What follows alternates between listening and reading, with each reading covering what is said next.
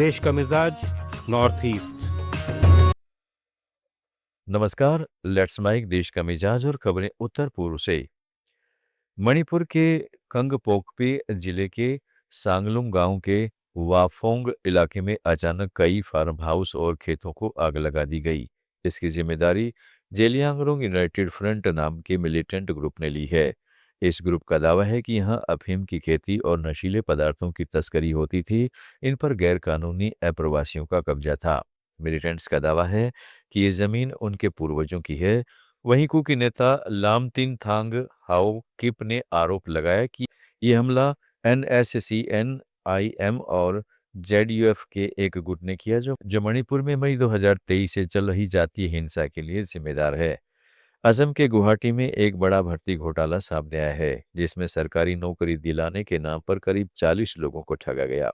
आरोपी बनीकांत मेधी ने ग्रेड 3 और 4 की सरकारी नौकरियों का झांसा देकर पहले 5-5 हजार रुपये लिए, फिर 20-30 हजार रुपये वसूले। कुल मिलाकर 1 करोड़ 26 लाख रुपये ठगे गए। हाथीगांव पुलिस ने आरोपी को गिरफ्तार कर लिया है। अब उसके बैंक लेनदेन तथा फोन कॉल रिकॉर्ड की जांच की जा रही है ताकि पूरा पैसा ट्रेस किया जा सके। इससे पहले मोरीगांव में भी ऐसा ही घोटाला पकड़ा गया था। लेट्स माइक देश का मिजाज नॉर्थ ईस्ट।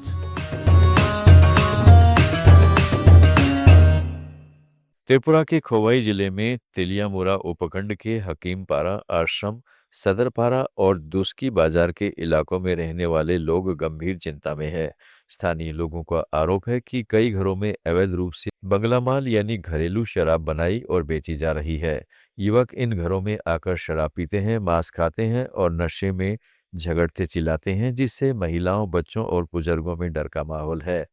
शराब में फार्मेसी से लाई गई नशीली और जहरीली चीजें मिलाई जा रही हैं, जो स्वास्थ्य के लिए बहुत खतरनाक हैं। एक रिटायर्ड सरकारी कर्मचारी और कुछ महिलाओं के नाम सामने आए हैं, जिनके घरों में ये अवैध शराब बनाई और परोसी जाती है। उपविभागीय पुलिस अधिकारी तक को शिकायत दी गई, लेकिन कोई कार्रवाई नहीं हुई। निवासियों ने प्रशासन से तुरंत छापे और नियमित निगरानी की मांग की है। अरुणाचल प्रदेश के लोअर सियांग जिले का एक नया मुख्यालय सीजी गांव में बनाया जा रहा है, जो केन वाइल्ड लाइफ सेंचुरी की सीमा से सिर्फ कुछ सौ मीटर दूर है। राष्ट्रीय हरित अधिकरण NGT ने मई 2023 में साफ आदेश दिया कि बिना पर्यावरणीय मंजूरी, वन मंजूरी और पर्यावरण प्रभाव आकलन रिपोर्ट के वहां कोई निर्माण कार्य नहीं हो सकता। लेकिन सरकार ने इन आदेशों का पालन नहीं किया। अब स्थानीय निवासी मिर्जुम करबा में मुख्य सचिव समेत वरिष्ठ अधिकारियों को अवमानना नोटिस जारी किया है। नागालैंड में नगा स्टूडेंट ऑर्गेनाइजेशन और नगा समुदाय के कई समूहों ने सभी नगा राजनीतिक समूहों और नेतृत्व को एकता बनाए रखने और हिंसा तुरंत बंद करने का आह्वान किया है, ताकि नगा लोगों के बीच बढ़ती आपसी लड़ाइयां और फूट खत्म हो सके और शांति की प्रक्रिया को मजबूत बनाया जा सके। कोहिमा में जारी एक संयुक्त अपील में कहा गया है कि आपसी मतभेद और हथियारबंद झड़पें नगा लोगों के भविष्य और पहचान के लिए खतरनाक है। इसलिए सभी पक्षों को बातचीत, समझौते और संयम से आगे आना चाहिए। इस तरह की पहल नागालैंड में लंबे समय से चल रहे राजनीतिक मुद्दों और संघर्षों को शांतिपूर्ण तरीके से हल करने की कोशिशों का हिस्सा है। उत्तरी सिक्किम के टुंग नागा रोड के दोबारा खुलने के बाद पर्यटन पटरी पर लौटने लगा है। सिक्किम वेलफेयर कमीशन के अध्यक्ष निमछेलिंग लेप्चा के मुताबिक लाचुंग की ओर रोज करीब 400 पर्यटक वहां जा रहे हैं। सड़क की हालत अब सुरक्षित और बेहतर है, जिससे स्थानीय लोगों और कारोबारियों को राहत मिली है। हालांकि लाचेन अभी बंद है, लेकिन तरम चू नदी पर बन रहा पुल फरवरी के पहले हफ्ते तक पूरा होने की उम्मीद है, जिसके बाद वहां भी पर्यटन शुरू होगा।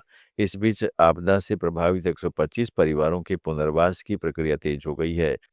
देश का मिजाज में फिलहाल इतना ही। जुड़े रहिएगा लेट्स माइक के साथ। आप सुन रहे थे let's mic more than radio. Follow कीजिए हमें हमारे सोशल मीडिया प्लेटफॉर्म्स पर। It's time for news. It's time for more than radio. Presenting the first radio news app, Let's Mic. Let's Mic, a news-based app on your phone where you get to watch and listen news, talk shows, interviews, radio show podcasts.